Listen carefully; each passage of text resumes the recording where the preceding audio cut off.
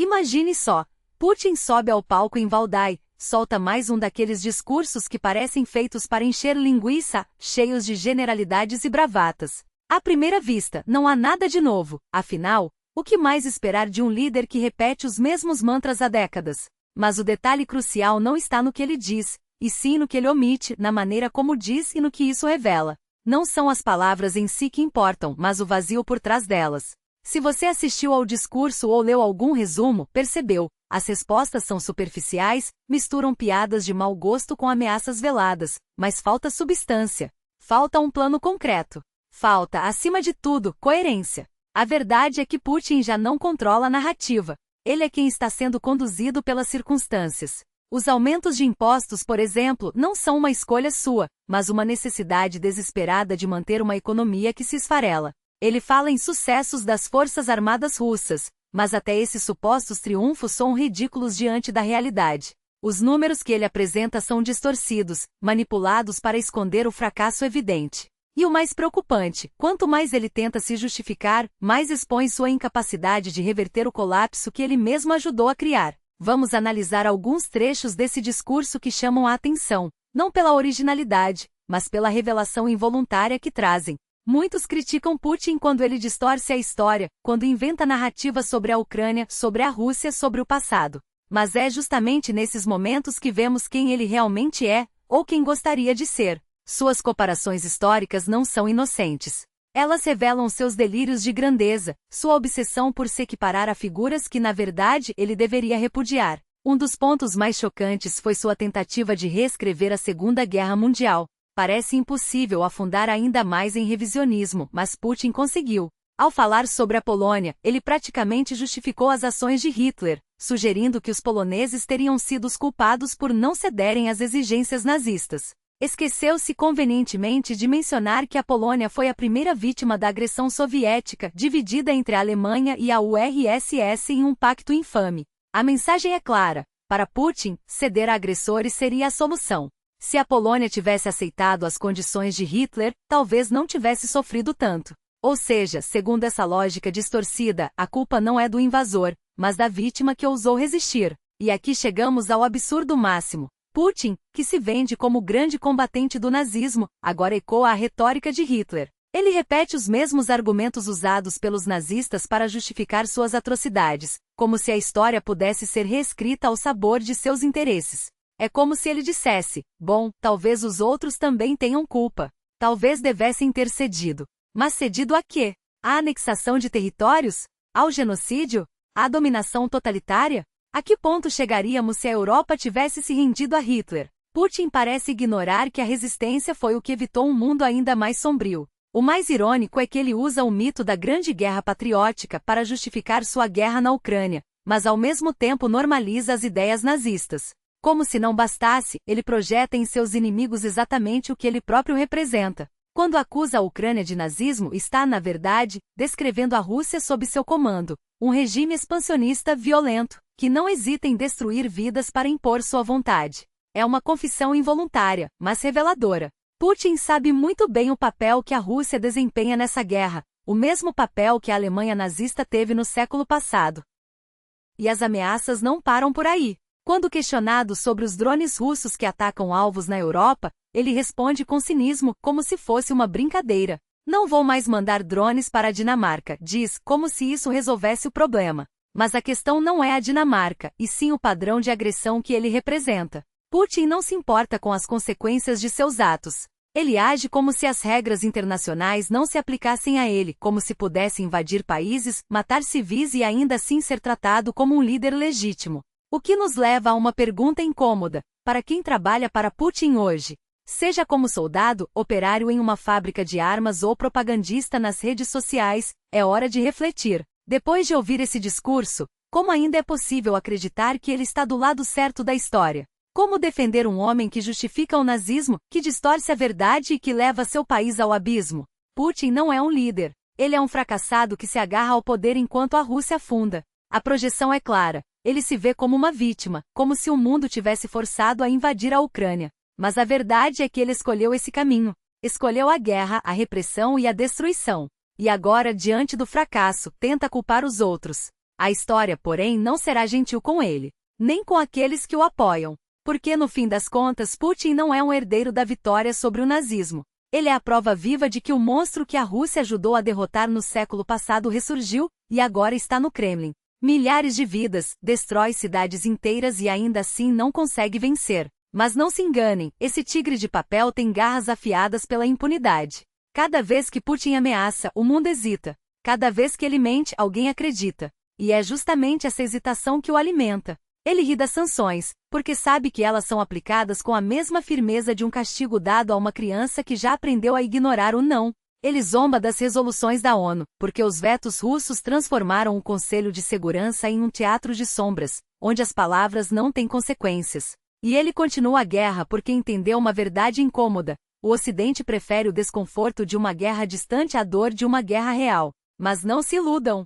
Putin não é um estrategista genial. Ele é um apostador desesperado, que joga com as fichas dos outros. Quando diz que a Rússia está pronta para um conflito global, ele não está anunciando força, está admitindo fraqueza. Porque um país verdadeiramente forte não precisa ameaçar. Ele age. E a Rússia, hoje, só sabe ameaçar. Seus mísseis não atingem alvos na Europa não porque não querem, mas porque não podem. Suas tropas não avançam na Ucrânia não por estratégia, mas por incompetência. E suas promessas de vitória iminente não passam de um blefe para manter os próprios generais na linha. O que ele realmente quer não é conquistar a Ucrânia, é manter o poder, e para isso precisa de um inimigo externo. Precisa que o povo russo acredite que o mundo está contra eles, que a OTAN está às portas de Moscou, que a Ucrânia é um fantoche do Ocidente. Porque, no fundo, Putin sabe que a verdade é outra. A Rússia não é ameaçada por tanques estrangeiros, mas pela própria corrupção, pela estagnação econômica, pela fuga de cérebros. E a guerra é a cortina de fumaça perfeita para esconder esses problemas. Mas há um detalhe que ele não controla: a história. Ela já começou a escrever seu veredicto. Cada cidade ucraniana arrasada, cada criança morta, cada soldado russo enviado para morrer em uma trincheira sem sentido, tudo isso será lembrado. E não como glória, mas como vergonha. Porque Putin não está construindo um império. Está cavando um túmulo. Um túmulo para a Rússia que poderia ter sido próspera, respeitada, livre. Em vez disso, ele a arrasta para o abismo. E o pior é que muitos ainda o seguem, como se a escuridão fosse um destino inevitável. A questão não é se Putin cairá. É quando. E o que restará da Rússia depois que ele se for? Porque, no fim das contas, ele não é o dono do país. É apenas um inquilino temporário, que deixou o imóvel em ruínas. E alguém um dia terá que pagar pela reforma. Milhares de seus soldados, e outros milhares de norte-coreanos, por um punhado de aldeias fantasmas. Mas o fronte é uma história à parte. Putin navega nele como um pedreiro bêbado em um canteiro de obras, tropeçando em suas próprias mentiras e deixando um rastro de promessas quebradas. Ele anuncia a tomada de Kupisk, a entrada em Severny, Konstantinivka, Pakrovsk. Mas o que são essas vitórias? 5 meses de ofensiva no 4º ano de guerra, e o saldo é esse? Um punhado de ruínas onde antes viviam algumas centenas de pessoas?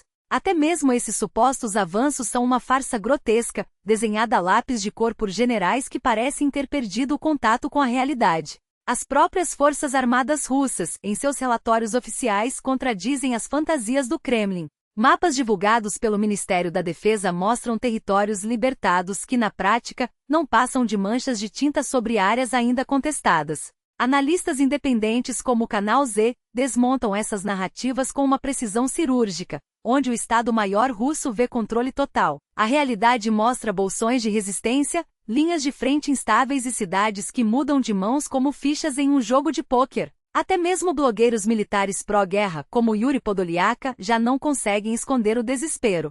Comparando as versões oficiais com imagens de satélite e relatos de campo, eles admitem o óbvio. O que Putin vende como progresso não passa de uma miragem, um teatro de sombras para consumo interno. E o mais triste é que mesmo assim o show continua. A máquina de propaganda gira, os generais mentem e o povo russo, ou o que resta dele, ainda aplaude. Porque no fundo, o que importa não são os fatos. São as histórias que eles escolhem acreditar. Histórias de um império que nunca existiu, de uma vitória que nunca chegará. Mas voltemos aos Estados Unidos. Putin, o eterno jogador de pôquer com cartas marcadas, tenta mais uma vez seduzir Trump. Os mísseis de longo alcance? Não mudam nada no campo de batalha, diz ele, com aquele sorriso de quem sabe que está blefando. Mas cuidado, se os americanos os entregarem à Ucrânia, isso será uma escalada sem precedentes. Uma ameaça vazia como todas as outras. Porque no fundo, Putin já perdeu o controle da narrativa. Ele não dita mais as regras do jogo, apenas reage desesperado às jogadas alheias. A verdade é que o Ocidente finalmente acordou. As linhas vermelhas de Putin não passam de tinta desbotada em um papel amassado. Ele ameaça, mas não age. Promete retaliações, mas recua. Porque sabe que no fim das contas sua única arma é o medo, e o medo, como qualquer ilusão, tem prazo de validade. Quando Trump ou qualquer outro líder ocidental perceber que Putin não tem mais cartas na manga, o blefe será revelado. E então, o que restará? Um homem velho, cercado de generais medrosos e de um país que ele mesmo reduziu a escombros. Mas não se enganem, enquanto Putin respirar, ele tentará reescrever a história. Tentará vender derrotas como vitórias, fracassos como estratégias. E alguns, por medo ou por conveniência, ainda o seguirão. Até o dia em que a realidade bater a porta, e então, não haverá mais espaço para mentiras. Eis a realidade nua e crua. Putin não tem respostas. Não porque não queira dá-las, mas porque não as tem. E quando um líder se vê acuado, sem estratégia, sem saída, ele recorre ao teatro. Às piadas vazias, aos olhares de desdém, aos silêncios calculados. Como se o simples ato de ignorar os problemas os fizesse desaparecer. Mas a história já provou, a negação não é uma política. É apenas o primeiro passo para o colapso. O que Putin oferece hoje não é um plano. É um espetáculo de ilusões. Ele fala em vitórias, onde há apenas estagnação, em estabilidade, onde há apenas desespero. E o pior, ele espera que o povo acredite. Que os empresários, os militares, os burocratas, todos aqueles que ainda sustentam seu regime por medo ou por interesse, fechem os olhos e finjam que o túnel tem luz no fim. Mas a Rússia não é mais um país de ingênuos. As pessoas sabem contar corpos. Sabem calcular o preço da gasolina. Sabem quando um discurso é vazio. A guerra na Ucrânia é o sintoma mais visível dessa falência. Putin vende avanços onde há apenas sangue e impasse. Promete vitórias, onde há apenas mais um vilarejo tomado a custo de milhares de vidas. E quando confrontado com os fatos, com as baixas, com a escassez, com a economia em frangalhos, ele se esconde atrás de generalizações. Tudo está sob controle, diz. Temos um plano. Mas um plano sem detalhes não é um plano. É uma mentira. E as mentiras, cedo ou tarde, são desmascaradas. O encontro com Trump foi apenas mais um capítulo dessa farsa. Putin tentou vender a ideia de que a conversa foi produtiva, de que houve entendimento. Mas a verdade é que não houve nada além de um monólogo vazio. Trump, com sua retórica inflamada, queria uma reação. Queria que Putin se curvasse, que reconhecesse sua força. E Putin, em vez de oferecer substância, ofereceu apenas sorrisos e evasivas. O resultado? Mais desconfiança. Mais incerteza. Mais uma prova de que o Kremlin não tem nada a oferecer além de palavras ocas. E é aí que mora o perigo. Quando um líder perde a capacidade de responder às perguntas mais básicas, quando não consegue dizer quando a guerra vai acabar, como a economia vai se recuperar, ou sequer admitir que há problemas, ele deixa de ser um governante. Torna-se um refém de suas próprias ilusões. E um país governado por ilusões está fadado ao fracasso. Putin ainda tem seus fiéis. Aqueles que por lealdade cega ou por falta de alternativa, continuam a aplaudir seus discursos vazios. Mas até os mais devotos começam a questionar. Porque no fim das contas ninguém vive de promessas. As pessoas precisam de comida na mesa, de segurança nas ruas, de um futuro que não seja uma miragem. E quando o líder não consegue oferecer nada disso, o povo deixa de acreditar. E um povo que não acredita em seu líder é um povo perigoso. A Rússia já viveu isso antes. Já viu impérios desmoronarem porque seus líderes se recusaram a enxergar a realidade. Putin acha que pode evitar esse destino com piadas e silêncios. Mas a história não perdoa. E quando a conta chegar, e ela sempre chega, não haverá desculpas que salvem. Nem para ele, nem para aqueles que o seguiram até o fim. Putin não está no controle.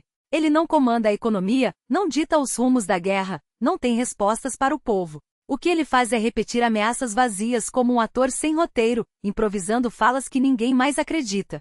Lembra quando ele brandia o arsenal nuclear como se fosse um trunfo?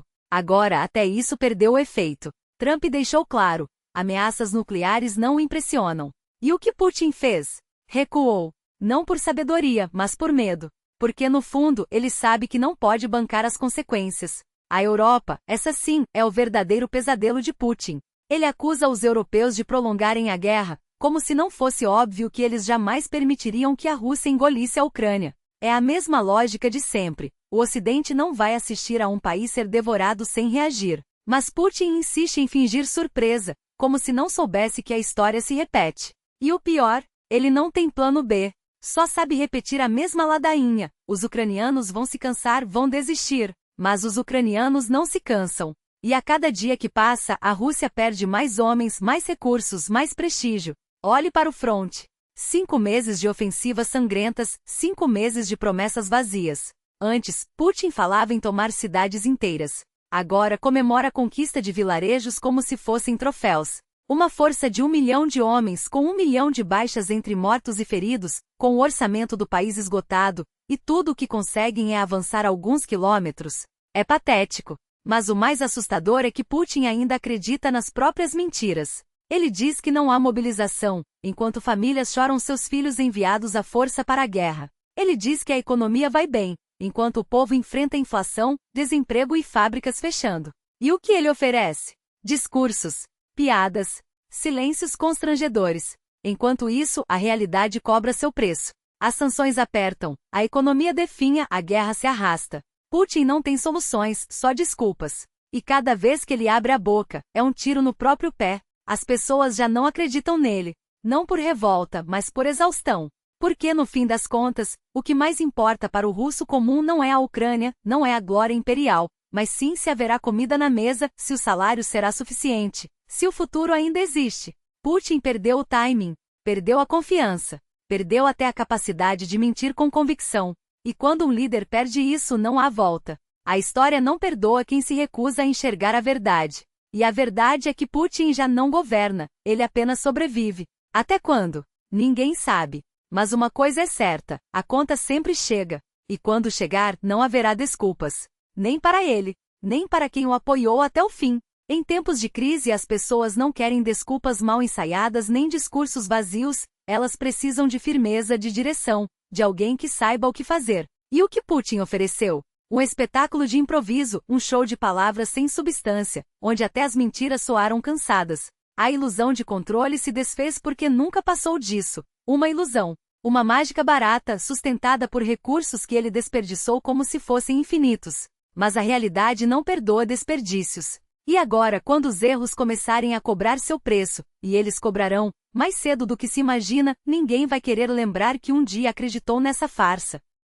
O momento decisivo já passou. Foi naquele discurso, quando ele tentou transformar fracasso em bravata, problemas em piadas, e a ausência de soluções em uma suposta estratégia. Mas o povo não é idiota. Quando um líder não consegue nem fingir que tem um plano, as pessoas param de ouvir. E quando param de ouvir, param de acreditar. E quando param de acreditar, param de obedecer. Os números não mentem, menos recrutas, menos apoio, menos disposição para se sacrificar por uma causa que ninguém mais entende. Não é uma interpretação, é um fato. A máquina de propaganda ainda tenta manter a fachada, mas até os algoritmos sabem que o engajamento caiu. Porque a verdade é simples, Putin não convence mais. E quando um líder perde a capacidade de convencer, ele perde tudo. O que resta é o vazio. Um vazio que ele preenche com ameaças, com bravatas, com a ilusão de que ainda tem controle. Mas o medo que ele tenta espalhar agora é o medo de quem já sabe que está perdendo. E esse tipo de medo não assusta, ele expõe.